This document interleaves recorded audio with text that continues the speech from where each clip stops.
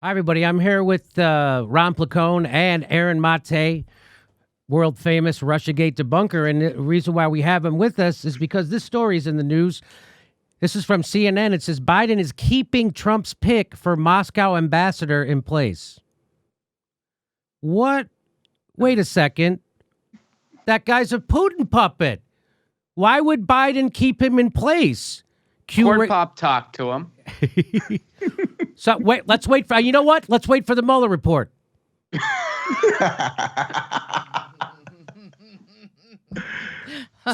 So, let me just, here's what Max Blumenthal said. He said, because Putin clearly had compromat on Trump, subverting U.S. policy under the influence of malign Russian interests, Biden is keeping Trump's ambassador to Moscow in place.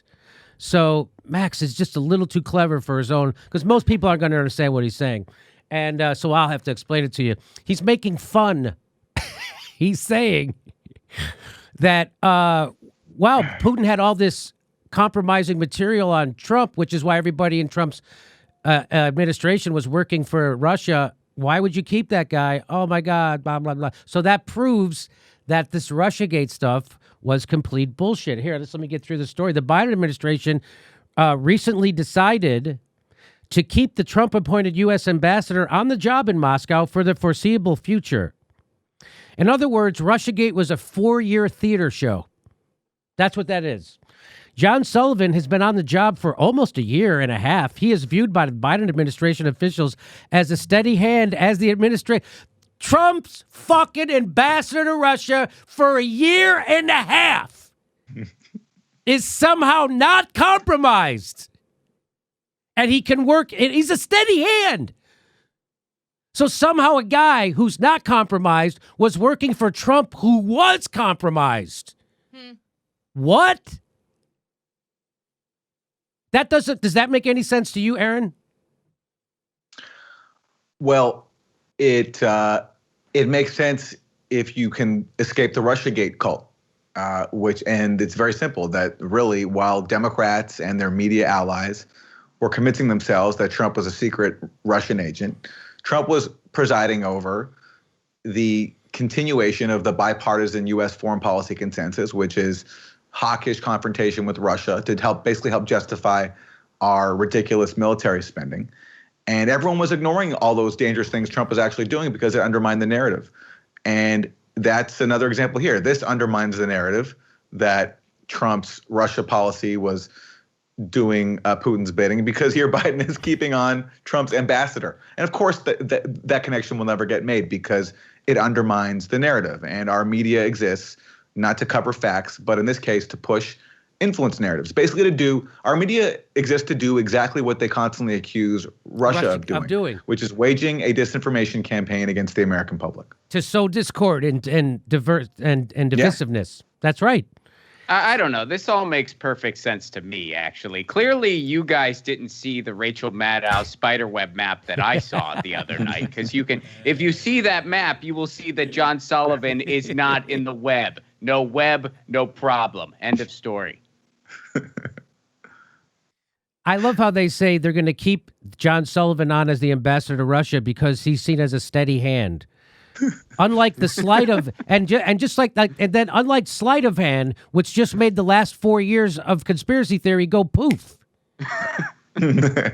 Like the power grid. Yeah, just like the power. There's more to this story from CNN. The Biden administration has already made it clear that they will break from President Donald Trump's approach to Russia.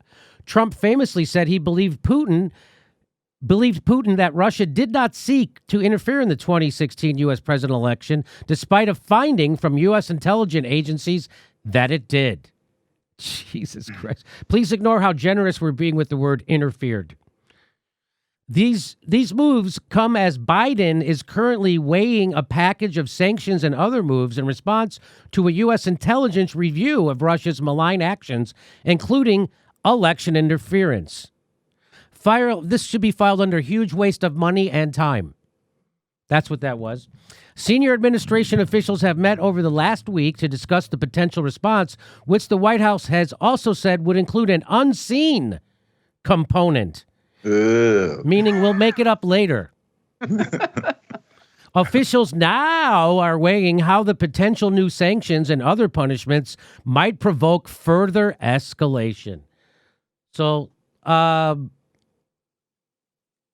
to you, Aaron. Anything you would like to add to this? It's just ridiculous.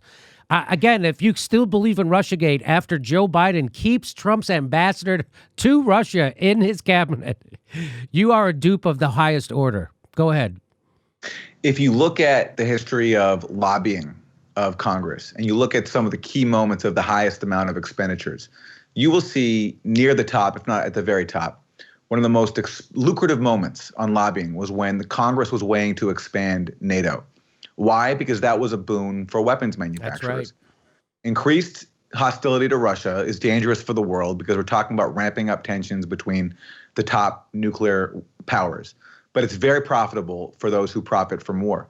And it's also accordingly very profitable for this class of think tanks in DC who basically take government officials once they get voted out of office or their term expires and gives them these sinecures as fellows, senior fellows, and gives them basically these fancy titles to just come up with talking points about why we have to keep spending money on weapons. And that is who all this is done to appease. These people who are driving these policies come from that world, and they'll go back to that world after their time in government is done. And on the occasion when there's someone who deviates slightly from the consensus, like there's a report in Axios yesterday that Biden is considering appointing someone to the National Security Council who believes in engagement with Russia, having negotiations, arms control treaties, all these things that, by the way, Trump destroyed.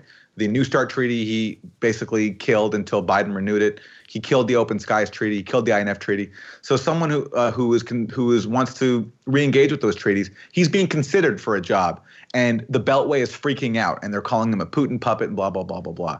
And that's because there are people who profit from war, and that's what these policies are there to serve. And the narrative is so thin, the best that they can come up with is these undefined election interference allegations, Yeah. Like this latest intelligence report that came out a few weeks ago didn't even specify their evidence for all their claims about this Russian influence campaign in 2020.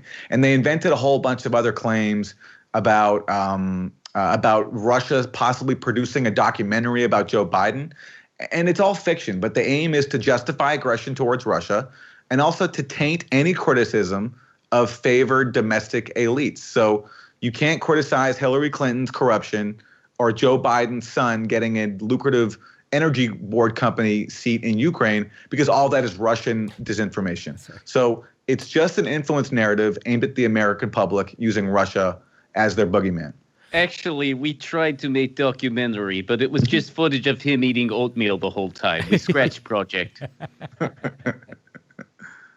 Well, that's really interesting stuff, Aaron. But what I say? Boring.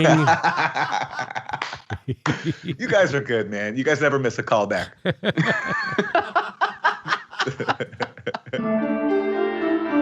Hey, everybody, this is the part where I tell you where all our live shows are, but there aren't any. And then this is why I tell you to join our premium program and get extra content, but nobody's got a fucking job. So just enjoy the video.